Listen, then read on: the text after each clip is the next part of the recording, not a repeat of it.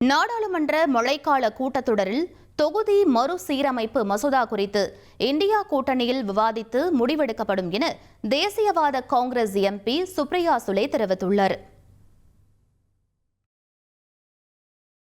கடந்த ஏப்ரல் மாதம் தோல்வியடைந்த தொகுதி மறுசீரமைப்பு மசோதாவை மழைக்கால கூட்டத்தொடரில் மத்திய அரசு மீண்டும் கொண்டுவர திட்டமிட்டுள்ளதாக தகவல்கள் வெளியாகி வருகின்றன.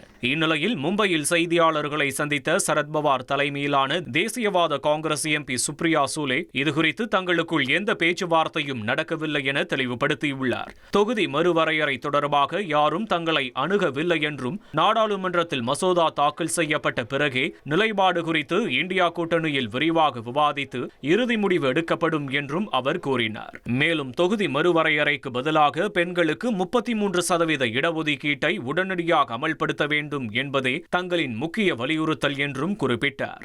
முன்னதாக தங்களை தனித்தனியாக விவாதத்திற்கு அழைத்திருந்த நிலையில் இந்தியா கூட்டணி கட்சிகளை ஒன்றாக அழைத்து பேச கோரி மல்லிகார்ஜுன கார்கே தலைமையில் மத்திய உள்துறை அமைச்சர் அமித்ஷாவுக்கு கடிதம் எழுதியிருந்ததையும் சுப்ரியா சுலே சுட்டிக்காட்டியுள்ளார். இனி செல்லும் இடமெல்லாம் செய்தி.